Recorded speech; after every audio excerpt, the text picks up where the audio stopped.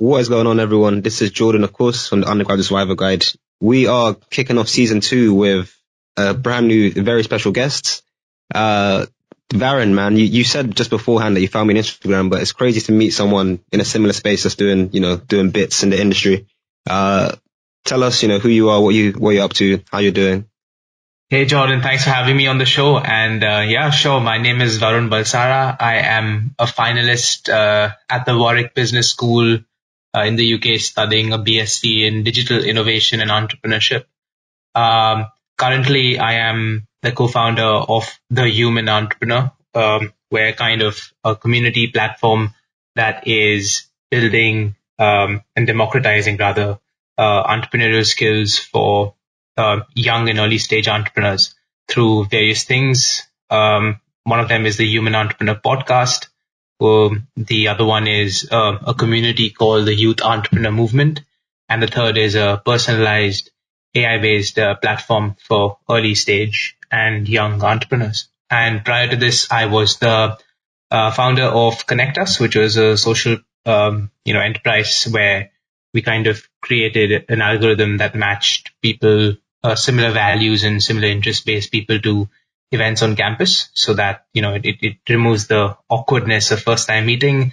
And we were trying to combat social anxiety and isolation on campus, and we kind of impacted the lives of hundreds of students on campus, which is now taken over as an Enactus project through the university. So yeah, that's where I'm at right now. My passion lies in technology, mental well-being, and trying to build communities and democratize the entrepreneurial skills available through networks, through content, through guests, to our audience and to the people we serve. And hugely passionate about what we as a Gen Z community can do and are doing and achieving. Mm-hmm. Yeah, that's incredible, man. Like I said, I mentioned to you briefly before, I looked through some of your content. I saw the youth entrepreneur movement. And one thing that I was like fascinated by was your 411 document. It's like, how many pages is that? 96 pages or something of this information. I was like, how do these guys do all of this? Like, how do you manage to do so much, side hustle work, alongside your degree? It's fascinating to me. Yeah, it's a very interesting question. And yeah, the 411, I mean, I wish it's 96 pages, but it's not too long, but it took a long time to do. But what I can say is the result of the 411 was incredible hard work from literally everyone, on the team. We kind of worked a lot. And I think the result of getting so much done with the Human Entrepreneur, be it the podcast, be it the successful community that we're building, or whether it's the idea of building the platform. I think it all boils down to like, what's your why and why you're doing what you're doing every day. And the second thing is also kind of creating that space to attract really amazing people to work with you. And I think most of the success is based on the team, because the idea can keep changing. It really doesn't matter what your idea is. I mean, pretty much when you start, you'll have something, and then by the end of it, if you're successful, and when you're successful, the idea is totally different. And you can see that with some amazing companies out there. The idea is to, get that amazing team surrounding you, and surround yourself with those amazing people who you can be, who you can call family. And that's where the Human Entrepreneur, I think, has done a pretty good job. We're very, very close. Our team is very tight, and I think that creates all the difference. Okay, yeah, I completely understand that. I think specifically of your team, because you mentioned how great your team is and stuff, and I think that ties a lot into one element of what you mentioned before, the youth entrepreneur movement when it comes to networking, and I think another side of effective communication and actually building that team. So I want to ask, how do you it's like you as an individual deal with having co-founders? How do you deal with navigating through team conflicts or mediating issues to make sure that you're always working at your fully effective best selves? Yeah, it's a very good question, Jordan. I think it comes with practice. It comes with time. in my previous venture with Connect Us, there were lots of conflicts, and I'm not sure if I handled it the best way. I think you learn along the way, but if I can, advise on that, and of course I'm still learning, I'm no expert, but I think it starts with understanding who you are and what you want from people, and being able to express and communicate that very effectively.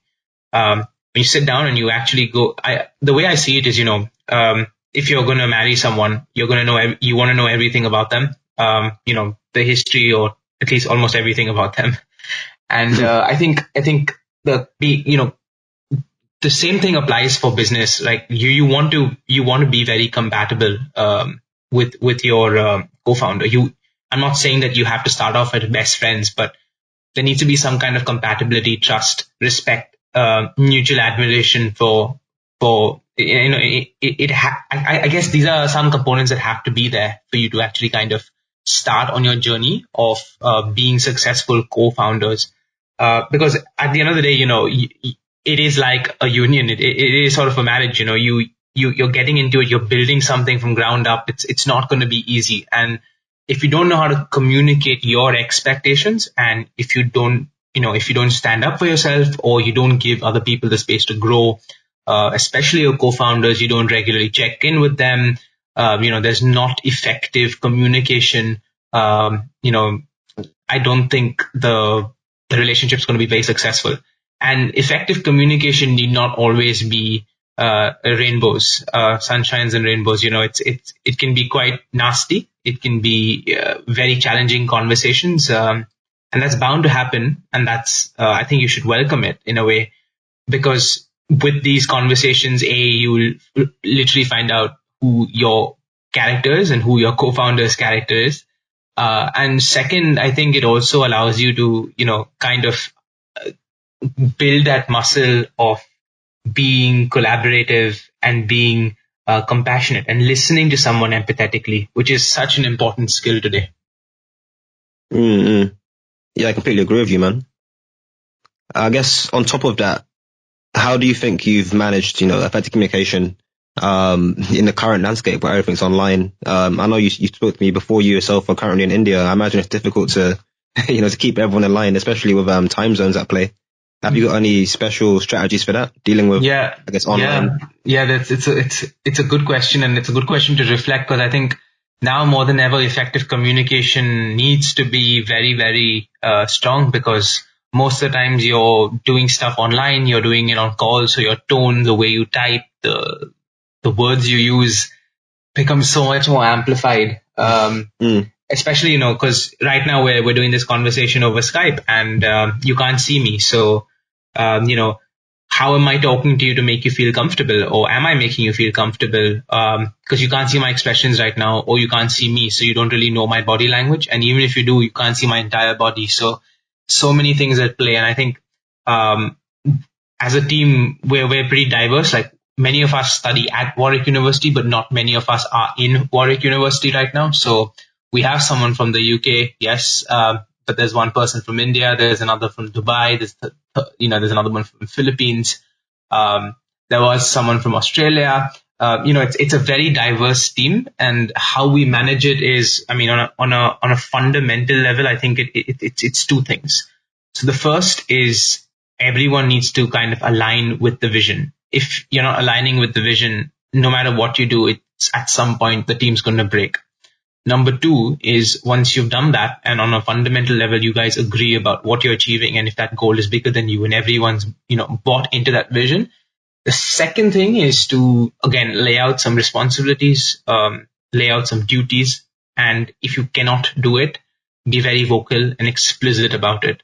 And I think, you need to encourage that kind of culture where people can just come and talk about their problems. And if someone's not feeling it in terms of just, they're not, not just the fact that they're physically sick or unwell, but even if they're mentally not feeling okay, or they're feeling low, or they're feeling a bit down and out, instead of saying, why aren't you working? Maybe have a chat with them, let them talk about it, let them vent. I think putting these systems in play where you can assure the team that you as an individual, as a leader, are there for them makes all the difference, especially when you're looking at online communication and whatnot. I think one of the good practices that we've done is we kind of have these regular check-ins with our team, especially the co-founders or the core team. We have very regular check-ins, weekly check-ins, and these are less about work and more about what we're feeling, how we're going through things, what's the week been like. So it's a space where we share our feelings, our thoughts, worries, anxieties, and it kind of grounds us in a way where, when we kind of start working or delegating, we know where each one is at emotionally, mentally, physically. And I think that kind of respect obviously then translates into some really great teamwork. Yeah, for sure. I completely understand that. I think one thing that I took for granted for a very long time when it comes to team building, understanding community is, I guess, the mental health side of it and how important it is to be in consistent communication, not just with your team, but also with yourself, knowing how good you are, knowing how good your team is. And that's the only way you can really get, extract the best out of everyone. And I think what you said about the vision as well is super important because it means that you're all driven by the same principles. There's no need to chase up on someone, for example, if they know that they have the same goal as you. And that just makes it so much easier, especially from a business standpoint where everyone's constantly working towards, the same goal. Yeah. I think on top of that, obviously it shows, of course, with Connect Us and with elements of the Human Entrepreneur as well. It shows how good you are at building communities and how, your understanding of how keeping people together is. I guess I want to ask on top of that, how have you, what's your experience been in that sector, and what's a top tip would you say for, I guess, keeping people together and helping people build and grow collectively? I think the way I see it, Jordan, I think because we're living in, we're recovering from a pandemic. I don't think we're recovering really, but there's time for recovery. But we've started recovering from a pandemic. So just during the COVID time and post-COVID, I think community is going to become very important. I don't think for a very long time we would be able to go out the way we did. The way people interact with each other will change. And I think at the end of the day, fundamentally what we're all, really after and what probably gives us a lot more fulfillment is meaningful connections, connections with people who not just, you can hang out with and party with and go to clubs with, but, can sit down and talk about your worries, talk about your experiences, talk about how you feel. And I think that was something missing in many aspects from, the pre-COVID era. I think right now, because of lockdown, because of self-isolation, and many of us have gone through a lot because of that, but we've also understood the importance of having these relationships. And fundamentally, if we understand that, and if we understand what this is the basic human core, right? Fundamentally, we are social animals. We want to communicate with people, but we also want people to understand us. And so then the question is, how do you facilitate that meaningful connection? It's very easy to kind of get people around, around, say, a club or a party, because, it's easy to do that because I feel like there are a lot of other distractions, if you may. So in terms of music or in terms of, drinks. But try doing that in a setting where none of that exists, and try doing that online. And then you start asking yourself the questions, okay, so if there is no if people really have to talk with each other, what does that interaction look like? And so I think that's where the fundamental idea that, we were thinking about came from, as communities becoming so important. It'll become important irrespective of whatever you do today. Whether you're a brand, whether you're a company, whatever, community will be so important. And for us, community is very, very important because I think when you talk about entrepreneurs in general, young entrepreneurs, student entrepreneurs, the fact that it's difficult to see that many young entrepreneurs or student entrepreneurs don't have enough access to the correct educational resources, the correct networks, the correct people. And so very often what you find is you're working in this silo. And when you want to quit, there's nobody you can talk to. And as a result of that, bam, the next thing you know, you've stopped working on your entrepreneurial vision or whatever, and there you have it. The problem with that is you're not alone. You know, people are in the same boat as you. People have been in the same boat as you. But the thing is, you probably don't know they exist. And so how do you build an ecosystem or a community of such resources, of such people, where if you know that you need help, you know you're going to get it?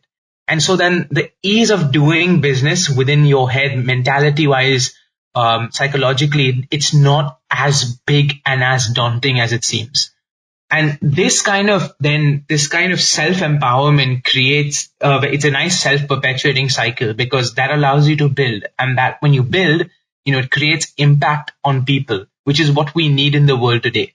We need more leaders. We need to fight things like mental health stigmas. We need people to, you know, create things that create like technologies that can help us in terms of sustainability, environment, waste reduction, dealing with poverty. There are a lot of difficult problems that need to be solved. And the way we thought of doing that was, if I can I can come up and create a product for, say, 100 people or 1,000 people, and it'll impact greatly the lives of it'll impact their lives. But what if I can kind of impact 100 people who can then impact 1,000 more people, and then look at the exponential impact that we can have? And that's what really drives us. And I guess community becomes a very essential part of that journey. More so because when you fall and when you need help and you really need to reach out to someone, who's there? And that's what we want to do. We want to be there from the very beginning, where you're confused and don't know what to do, and we can give you the resources to help you achieve your entrepreneurial vision, empower you with entrepreneurial skills, so that tomorrow, if you decide to drop out and go into any sort of job, you're still valued, because entrepreneurial skills are the skills of the future. Or whether it goes and becomes really successful and you want to get investment and you want to grow your thing, we want to be there with you every step of the way. And I think that is what drives us. And hence building communities around that then gives us a more stricter vision and, a more sense of purpose of what we're really doing. Mm-mm. Bro, that's literally like, that's amazing, man. I can't lie. Like, it's so true what you say, like how the problem isn't so much about, whether you succeed or fail. It's about how much the people you know in many ways. I remember reading a fact, I think like 60% of people in the UK are employed by SMEs, small to medium enterprises. And that goes to show, like, it's not even a case where this is not as hard as people say to start up. The actual problem for many of us, and especially for students, I feel like, is, as you say, the lack of community, the lack of someone to go to with questions. Even me and myself, when I'm starting to start this podcast, it's like, who do I really go to? Like I might look up online, I see what Joe Rogan's doing, I see what Joe Budden's doing, I see what Business Casual's doing. That's you try and build up a knowledge pool on your own, but it's always been challenging, I suppose, to to see other people in that space, and just to even like this chat we're having now. It's the first time we've ever properly spoken, and it's like we're doing so much similar stuff, but how's it taken so long to cross paths in a space where there's not actually that many of us? So yeah, what you guys are doing are like, it's incredible, man, and it's so needed right now. I think more than ever we kind of need what you guys are offering. Thanks for that, Jordan. I think you raise a very good point, really, because it's more about, like you said, like if you don't know where to start, many people in your same boat might have quit. I applaud you for taking that step, going and looking at what other people did and trying to emulate that.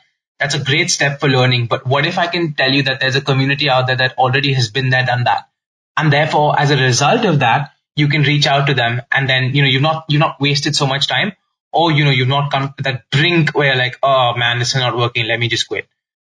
It's so, just imagine the impact that it can create on so many entrepreneurs today who've probably started something but said, nah, it's too difficult and let me quit. I was talking earlier about, I think it was more about, going for parties and, the social circles and the construct is built around, going for parties or, hanging out. And that's great. Like if that's your thing, I have no problems with it. But sometimes hanging out with people who've kind of, who you aspire to be, maybe in a virtual setting or completely in different time zones or, different geographies. If you can have regular conversations with them, just imagine the way in which you might be able to look at the world. Imagine the impact that he will have on you and vice versa, how much of information can transfer just because there's that one connection you have that's probably done a podcast that's hit in the top 20s, top 10s, who knows the field a little more than you do. And just imagine a conversation with them and how much of it can kind of, how much of value can you gain from being part of that conversation with the other person just in like 30 minutes to 1 hour, instead of spending that much time kind of Googling, how do you do this? How do you do that? And just imagine how many such connections can help how many such people. And the answer is kind of infinite, right? Because you're always going to have a doubt. Another person's always going to have a doubt. And there's a community that you can, go to, not just for doubts, but even if you're feeling down and out. One thing that we've done that's working pretty well is we've created sharing circles within our communities. And so we have two kinds of circles. One where we talk about failures and we just have a laugh about it and feel good that we failed and reflect on our failures. And we talk about that really openly. Like we say, I failed because of X, Y, and Z. And then so a sharing circle is essentially anyone who feels low, down, out, wants to share their reflections, thoughts. It's an open space to do that. No judgment. Nothing attached. The only prerequisite that you need to have within that circle is there's no judgment. You will not judge, and everything that's, it's kind of confidential. And so each person shares their journey, what they're feeling like, and we take it from there. So these are the types of things, that build community, that build respect, that build trust, which is what we're really, really focused on. And I think, because like you said, there's a lack of that available. Every day we say, how can we impact more people? How can we do things better? How can we, operationally or idea wise, innovation wise, what can we do better? Mm-hmm. Yeah, for sure, man. I mean, that's the only way to do it, really, because you often realize, and especially because you talked about how you're passionate about tech as well. Like a lot of these things evolve so quickly, and I think communities are another thing that evolves quickly. Always getting more people, the people that are already there in that space, their needs and wants kind of change over time. So always making sure you're on top of it and you're never stagnating where you were I think it's a crucial part of like any space, to be fair. But I think slightly segueing off of, well, to be fair, before I segue for this topic, I want to ask one question that's, because we talk a lot about students, and how it's important to be, to build a community in our spaces. So why have you called it the human entrepreneur? I feel like that's a very big space to. It's a good question. And I talk about students, but I don't necessarily mean student entrepreneurs. I say young and early stage entrepreneurs. So anyone below the age of 30. And it's kind of like challenging that rhetoric about, how entrepreneurs are supposedly successful at the age of 35 or 40, in their mid 40s or late 30s or whatever. I don't know the statistics on that, but the idea of the human entrepreneur, and especially the youth entrepreneur movement, is the youth entrepreneur movement is tackling the youth, which is under 30 years. And the human entrepreneur as a podcast the target is young audience, but it doesn't restrict you if you're, say, above 35 to listen to the podcast, or for that matter, get engaged with our platform. Because essentially what we want to do is so the way we see it is we want to impact the way in which we see entrepreneurship. So everybody thinks of, when I say who's an entrepreneur, the first thing that you probably might have thought of is Elon Musk or Mark Zuckerberg or Jeff Bezos. And you're seeing these people on a pedestal. The problem with that is you don't really see the human side of them. You kind of see them as these untouchable gods of the tech industry or these business tycoons. The reality is they all face a lot of the similar problems that we're all going through as young, early stage entrepreneurs. There's a lot of self-doubt. There's a lot of anxiety, worry. And quite honestly, the more I speak to successful people, especially in entrepreneurship, man, everybody is winging it. I don't know anyone who's not winging it right now in entrepreneurship, even though they're successful, because by the very nature of entrepreneurship is you're trying to do something new. It's not been done before, or you're trying to improve something that's been done before. It's basically trying to create something new. So there's no other way to do it than to fail your way to do it. Like, it's just not possible to, I mean, you can succeed at the very first time and that's great, but the chances of that happening are very low because you're fundamentally trying to do something that no one probably else has done before. And if it's going to be successful, you're going to probably have to figure it out using trial and error, right? So these are the kinds of, when you think about it, like, no one sees this, no one wants to mention it. The media kind of is partly to be scrutinized here because, like, I don't think the media talks enough about failures of entrepreneurs. And the human entrepreneur tries to, humanize the entrepreneur and see them for who they are, which are human beings who've done extraordinary work and are impacting the lives of thousands of people. But at the end of the day, they're still human beings. And it's the human spirit, it's the human potential that drove them to where they are, which is existent in almost everyone. And so that was it. So that's the Human Entrepreneur podcast, the Youth Entrepreneur Movement. We just wanted to want to start with a smaller segment. Young entrepreneurs, I feel typically, and, early stage entrepreneurs kind of struggle to have that network. Hence, we said anyone below the age of 30 can join.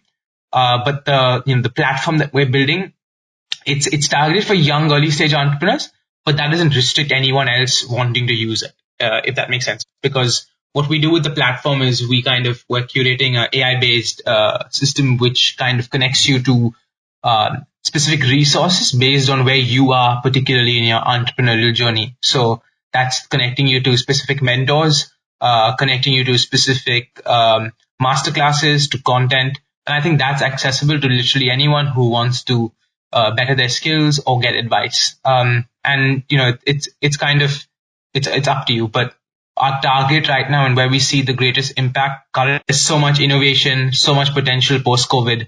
And we really, really, really want to be in that space where we can help people and leverage our networks, leverage our brand, leverage our brand value to get people on the platform and to help and impact the lives of so many people potentially. Yeah. For sure, man. You talk a lot about tech, and I think you mentioned as well when you were working with Connectos, you had like an algorithm to match people with their events and stuff. Yeah. How have you gone about, I guess, funding all of this? Because it seems like I obviously have no understanding of it, but it seems like it's very expensive, if not in terms of financial expense. It's a big time expense, surely. So how have you gone like sourcing funds, especially yourself as an international student with visa constraints? Yeah, one word, it's really hard, but I was fortunate to be in a great ecosystem of. I'm in the Warwick University, and Warwick University has this department called Warwick Enterprise, and they're really nice. They support a lot of early stage idea generation. So very early on, I got rejected first from the fund that I applied for, and then I revisited that fund and I kind of got selected again. What that gave me was £1,000 to play around with the idea of Connect Us. And I guess, I realized fairly early on that I'm not someone who's going to sit and code. And I know that there's a huge debate around whether you need to learn how to code as an entrepreneur, but I know that my skills are in talking to people, in networking. I'm a business development, vision, mission. And so, it's more on the business side rather than the technical side. And I realized that fairly early on. So, I kind of went to literally every single, open mic night and every event, and I kind of found my, so to say at the time, technical, the CTO, the Chief Technology Officer, and he built out the primary algorithm. And then once we got the £1,000, we kind of outsourced the development to someone in India. We built that platform from there. Similarly, with the Human Entrepreneur, we got funding because the big constraint right now is the fact that I'm on a student visa, as you correctly pointed out, And as a result of that, we can't raise money or transact because we can't set up a company, but all we can do is rely on like student funds to finance our thing. So, literally going out and seeing which are the student funds available, can we actually get them, writing out applications, dividing the work amongst the team, and, literally everyone on it, we've been able to raise pretty decent money to kind of bootstrap this whole the MVP. So, when I say bootstrap, as in it's not really exact technically bootstrapping, but yeah, we've raised enough money to get an MVP out there, and hopefully, can test the market through that. And you'll be surprised, there are many funds out there that kind of want to give help to students. Again, not many of us would probably know about it, and we feel like there isn't money and that we have to give out equity. But many of the times, institutions, other kind of third-party departments within, institutions can, I guess, not third-party, but I guess, there's like, you have a university departments, and then you have external companies that kind of give you the money if they see some potential in you. I guess it's just, they want to give back. They want to obviously help their students if you're part of, like, say, for example, Warwick Enterprise. And there's a lot out there. So, if anyone wants to raise money without giving equity, or is in my position, which is the fact that you're in an international visa but want to try out and, you have a burning desire to set up want to try out something and build something and, impact the lives of people, there is a lot that can be done without raising finance in the conventional sense of giving equity and setting up a company. You can run your entire thing as a project, test out the idea, and then go and apply for maybe a visa, for an entrepreneurial visa, and, sort of, you have so much that you can tell them to say that, hey, I've done this, and this. My plans are this and this.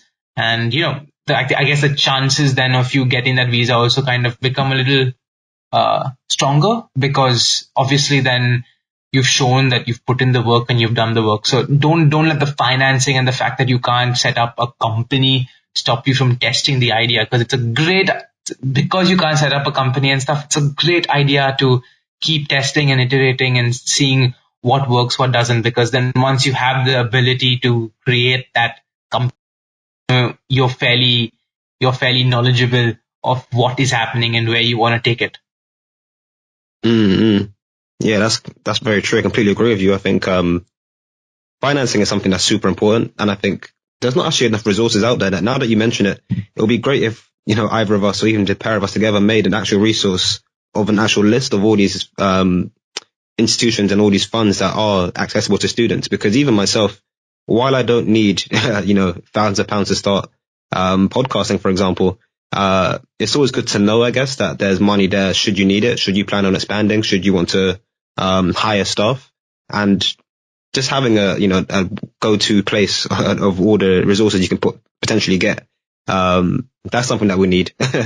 And I imagine you probably have it within your community anyway, but it comes down to what we've been, the theme of this podcast so far, this interview so far, is about just knowing things, having that community, having that access, having that knowledge, that support is there if you need it, people are there if you need it, money's there if you need it.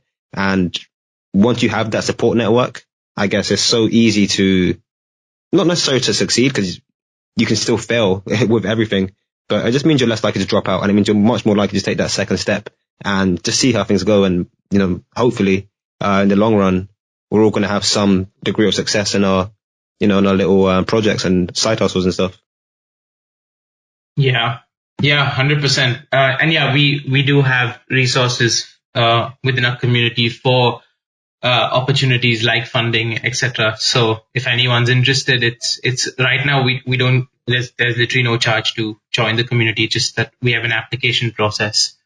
And yeah, there's a form. Once you fill out the form, we kind of go through it, and if you're selected, you're in, and you can access all our resources. So yeah, we have weekly webinars, monthly networking events, sharing circles of different kinds. So yeah, we kind of produce our own content as well every week. You get access to our live recordings at the Human Entrepreneur Podcast. We bring on a lot of other guests to chat as well. yeah, it's a very, very active and vibrant space. There's always something happening. Yeah, that's incredible, man. Did you say you have 150 people there now, or is I think that might be from Connect Us. So that's no. So we've got over 200 people now within our community. Yeah. Yeah, that's incredible, man. You've done very, very good work in such a short space of time. I can't wait to see how, what's coming next for the Human Entrepreneur. Thank you, Jordan. I want to segue a bit off of what you guys do and talk a bit more specifically about I guess the tech side, because social entrepreneurship I think is such a big space right now, especially when it comes to, of course, working with people is one thing, but also sustainability and also a lot of elements where you have a lot of room for technological advancements that can help progress what your mission. So I want to ask you, like, how have you, I guess, used tech in a way to further implement what you're trying to do, and also segueing a little bit into sustainability and how you've built a platform that can consistently run over time?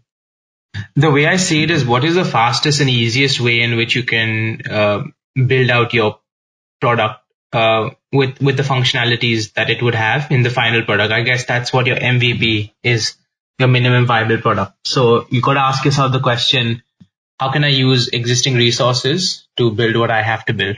And it doesn't have to look the best. It just kind of has to be somewhat functional. And then you can always build off on it because of the very nature of digital technologies. So I guess one thing that, fairly early on we realized was, with community, we can do that very easily through a Facebook group, closed Facebook group. And we can see the dynamics, how it works out. Because it will function as a platform. Everybody already has a mobile phone, a Facebook account, internet connection, more or less. So we can test it out. And true enough, that kind of worked. Instead of saying, we're going to build a platform from scratch and waste time, money, effort, we said, let's just see how it works and then build along the way. With the platform itself, with our AI-based platform, obviously, because we'll be using machine learning, there's going to be a ton of coding and data. A lot of historical data will have to be created for the algorithm to. So I guess, initially, how do you create that experience? It will have to be done perhaps manually to create effective matches. Building the algorithm will take time. Feeding it with data will take time. So I guess, you have to think of it in horizons. So what's the first horizon that you need to, achieve? And then how do you go next? And so if you start thinking of the 10th horizon, when you're actually just at the second horizon, you're skipping a lot of steps, which means that you might think that you can achieve horizon 10 when you're at horizon 2, but you may not be able to, and it will waste a lot of time and effort. So instead of, working to build, say, a 100-pound kick-ass, service platform, try and build maybe a 10-pound platform or a 100-pound platform instead of a 1,000-pound platform, just with the basic functionalities, and see what works, what doesn't work. And by the very nature of tech, it kind of scales. So it's not like a physical product. So once you have like a decent website, you can just send it out to so many people, do some advertising on Instagram. You can reach people. And you can get the feedback and adapt iteratively. Of course, products become a lot harder, but if it's a web service or an app, it becomes so much easier to do it. So start, definitely think vision, think your mission, definitely think as big as you can, but also start executing on smaller tasks to help you reach there. And I think you're kind of wearing two hats here. One is the hat of a visionary that wants to think big. But it's the second hat of thinking of, okay, how do I get there with small incremental steps? And how do I adapt, overcome, and deliver through those steps that, we go along. And I think those tiny steps of iteration after iteration after iteration will automatically make your product better than what it was, say, in your version, your first version. So I guess version 2 will be better than version 1, taking on all your feedback. But the most important thing is to definitely listen to your audience. Yeah, of course. I mean, your audience, your customers, your community, whatever you want to call them, they're the ones that, use your products, right? So they're the ones that know, how right it should be. I think in the past, I've made the mistake of like, oh, I've got to do this, I've got to do that. And I'm always thinking about it from my perspective. That it just takes one message, one time to speak to someone who actually uses your product to see, what do you think about this? And they can give you one bit of advice that will take you like 10 years ahead of where you would have been had you just listened to yourself and not actually thought about how your products or your service impacts people who use it.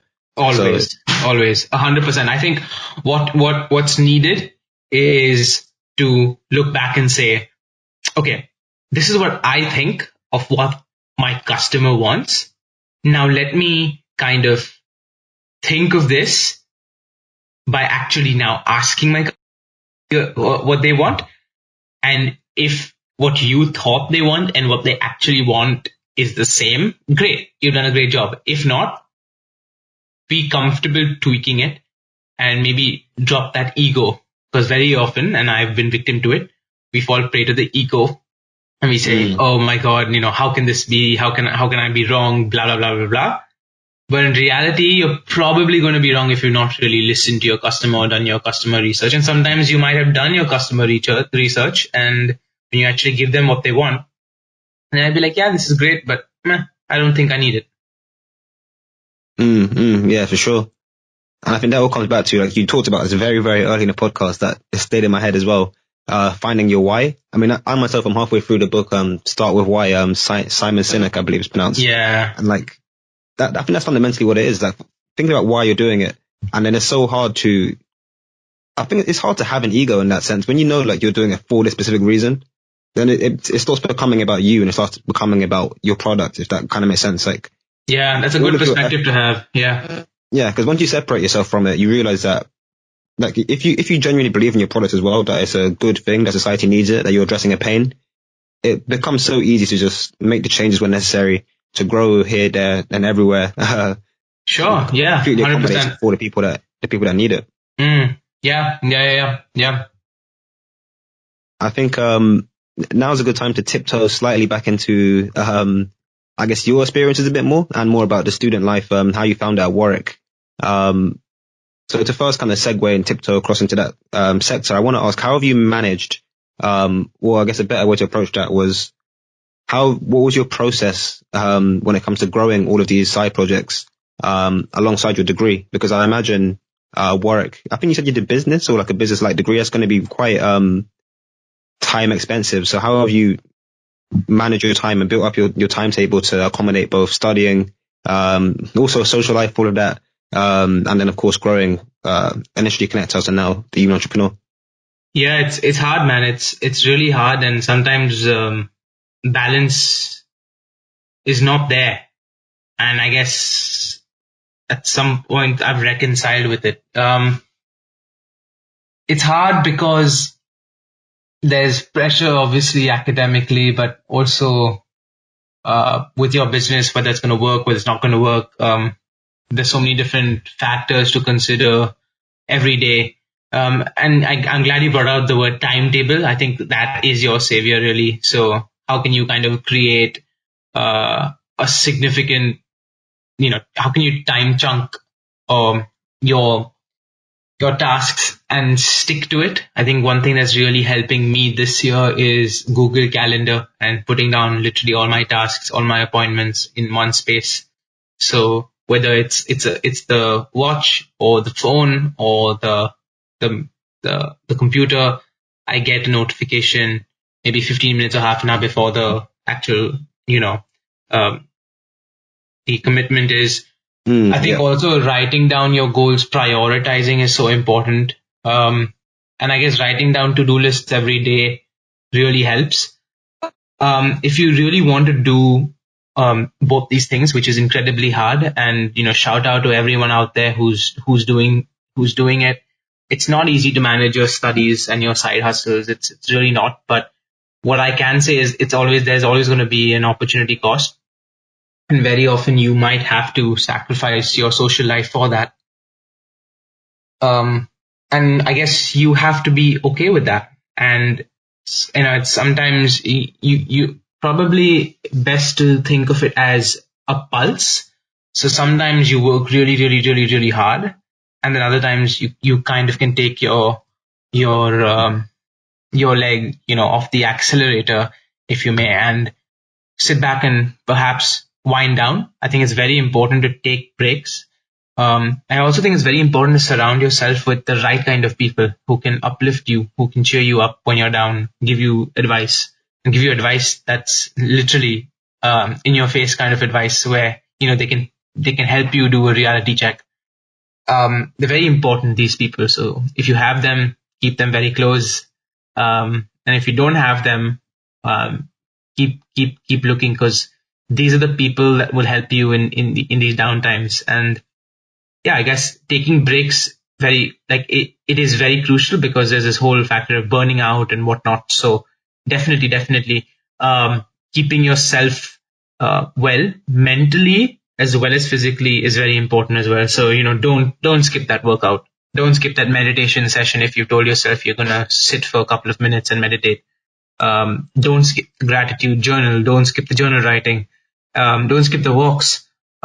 Anything that can help you mentally and physically. And also, it can become a great social activity. You can go for a jog with your friends, meditate together with your friends. I don't know, walk in the park with your friends, anything. But definitely do get your exercise. Do check in with yourself as much as you check in with your team as well, because it's important. It's important.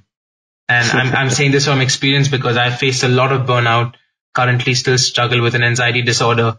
It's not easy, and your first priority should be you, because fundamentally, if you're expected to lead, you can't lead if you don't lead yourself. And that means if you don't take care of yourself, how are you expecting to take care of other people?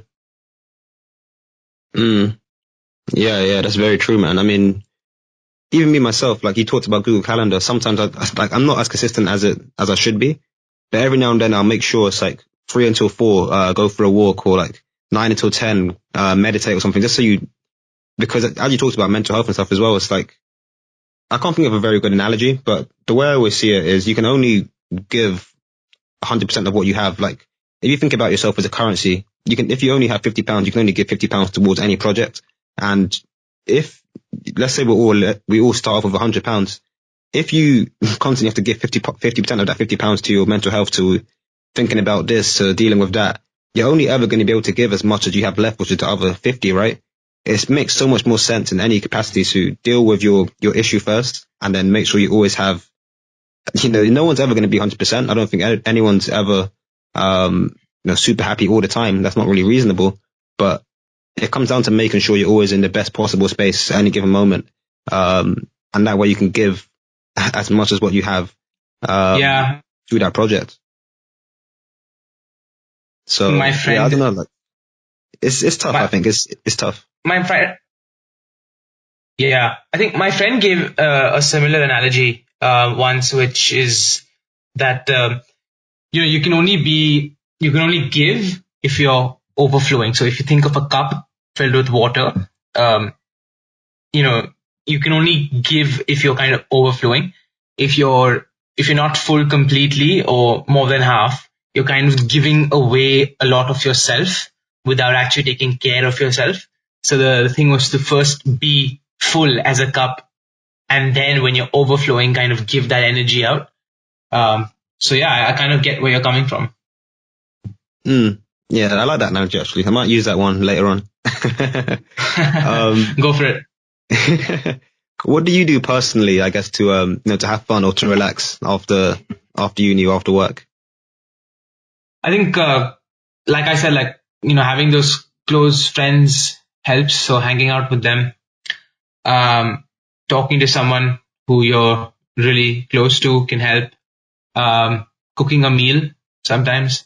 I love watching Netflix shows, although I don't get too much time to do that. Off late I have been, because, time management and downtime is important. So I guess, definitely. I love watching. I really enjoy theater. So, when you're in London, I mean, that's what I usually do. I save up all the money I can and go and maybe watch a show there. Cause I thoroughly enjoy theater. So, definitely that. But if I can't do that, then I guess, Netflix is always there, chatting with friends. Meditation really relaxes me. That's done in the mornings, preferably, whenever I can. No pressure on myself. Exercise and, walking. Walking helps a lot, not just in terms of relaxing, but also it gives you some amazing ideas. Yeah. One really relaxing thing to do is also like a hot shower. Always helps. I can't lie. For me, that's the worst. I hate because whenever I have a shower, that's when I have the best ideas, and it's like, damn it, my phone's not here. I can't even take a note of this. Maybe we should create like a waterproof pad, or maybe this even exists. That you can write your ideas on. It's probably going to be like a suction on the wall. So it'd be a good idea. Yeah, honestly, yeah. I might bring a whiteboard everywhere I go. Just. Oh man, to be honest, like I joke about it, but having a whiteboard alongside, I'm not going to go into too much depth, but when it comes to timetabling and having a to-do list, just having a whiteboard by my side so I can write down literally everything whenever I have it, and then eventually I'll transfer over to my phone. But just knowing that, I think it comes down to being purposeful and just knowing what you need to be doing, and at that moment, that's it. In the past, I would always get to like 10 o'clock or 3 p.m. Be like, what do I need to do? I have all these jobs. What am I supposed to be doing right now? And that's why timetabling is important, because you need to know exactly like, from 3 until 4, I'm doing this, or from 5 till 6, I'm doing that. Yeah. So yeah, 100%. I think, if you chunk your time and kind of prioritize I guess like there's a to-do list where you have like a bunch of to-dos, and then you kind of put in timestamps on those to-dos.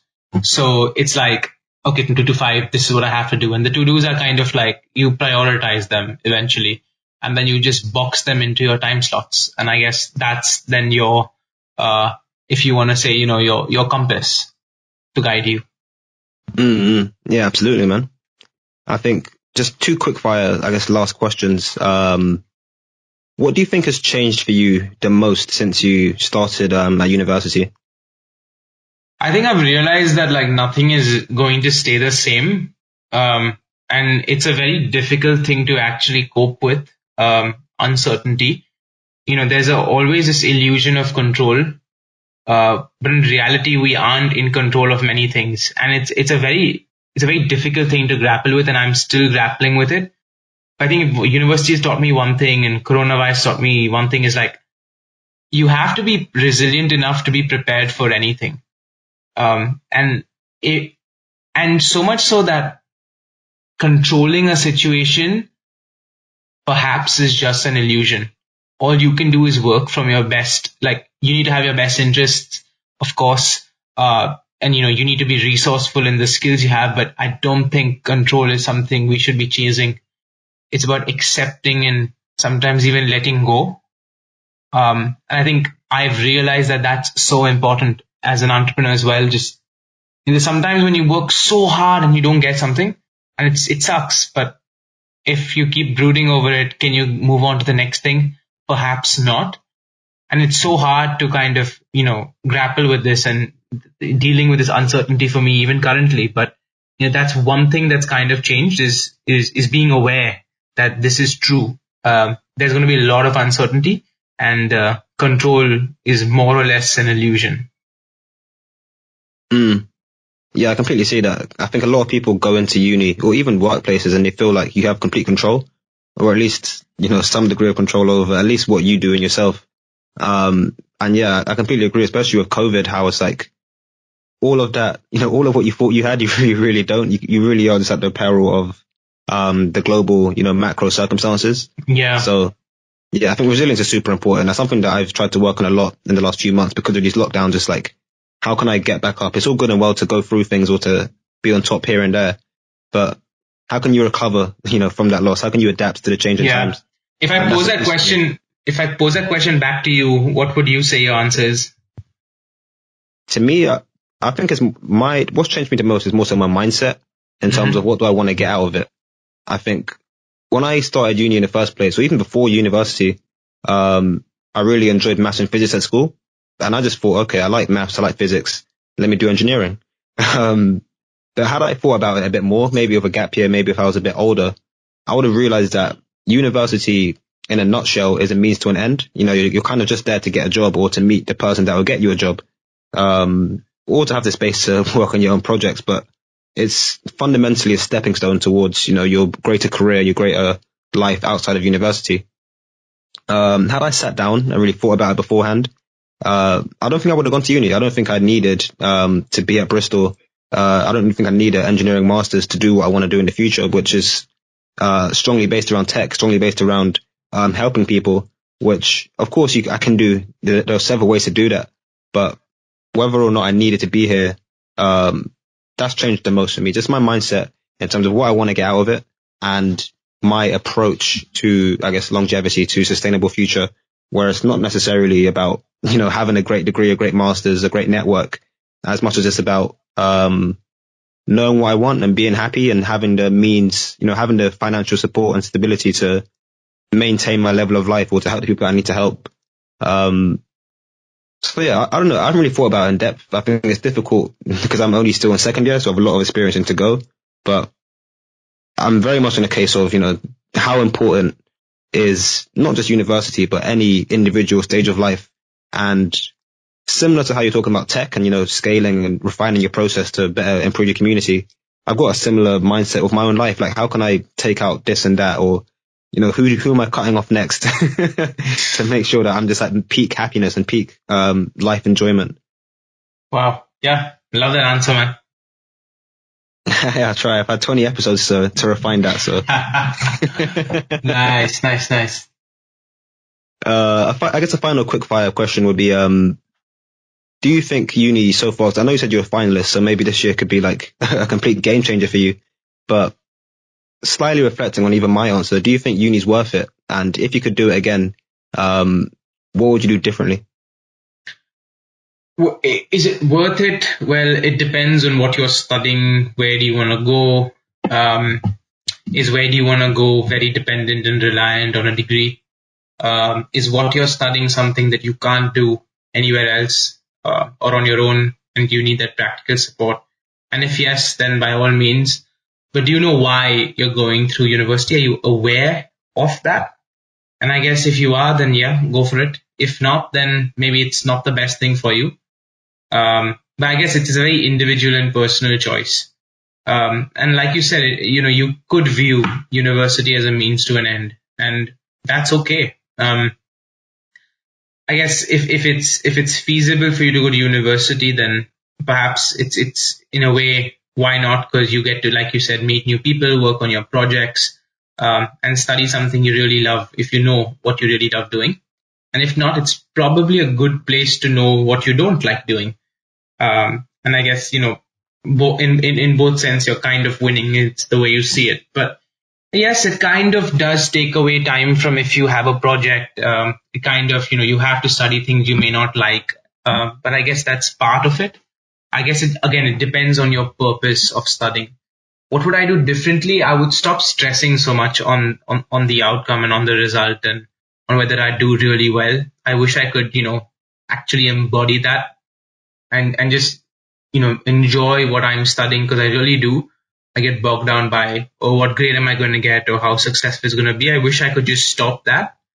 I know it's not going to be possible to stop it entirely for me, but I guess over time, hopefully, if I have to do this year, you know, what differently, I would perhaps be more aware of this and kind of create that sort of check in with myself, or have an accountability partner to say, you know, you're in it for the learning, you're in it for the knowledge, and the outcome will come because you're so passionate about it anyway, and you will do well in your degree. You will do well just generally because you're so passionate and you love what you do and you're putting in the work. So yeah, that I think it's less to do with what I would physically do. It's more to do with how I would think. And so perhaps if I had to do the whole uni experience again, it would be a drastic shift in mindset, really. And of course, have fun along the way. Enjoy the journey. Yeah, preach, man. Preach. I honestly think a lot of people go in, I mean, maybe not, let me speak for myself before I speak for everyone else, but yeah. I definitely went with a wrong mindset in several ways. And yeah, like completely, as you say, it's like how you approach it really defines how it goes. And like, I guess what you put in is what you get out. And I think that transcends uni into like almost everything you do in life, especially, when it comes to entrepreneurship. It's literally what you put in, what you invest in terms of time, money, whatever, defines how good it's going to be in the end. So 100%, man. Yeah. All right, man. That's about all I have for you. It would have been great to, like, if whenever we do this again, we'll sit down and talk a bit more about mental health. Maybe expand on some topics about your podcasting journey as well. But yeah, as far as now, that's all I've got for you, man. It was great having you on. If you have any last comments, now's the time. Sure. Thanks for having me, Jordan. And, for anyone listening, hang in there. There is a community for you, which is the Youth Entrepreneur Movement. There is a podcast available. We are at the Human Entrepreneur Podcast, and a lot of exciting stuff coming up on our end. I can send Jordan all the links. The best place to follow us is Instagram. And yeah, more than happy to, help anyone, or if anything is bothering you or you just want to talk or just have a chat, feel free to reach me. Jordan has my details and I can send that over as well, Jordan. But yeah, check out the Human Entrepreneur and just know, you're not alone. And if you really want to do something and create change and impact lives of people, go out there and do it, and you will find the support, and hopefully we can help you with that support as well. But yeah, thanks for having me and thanks for letting me share my story today. Usually appreciate it, Jordan. Lovely. It's been great having you, Baron.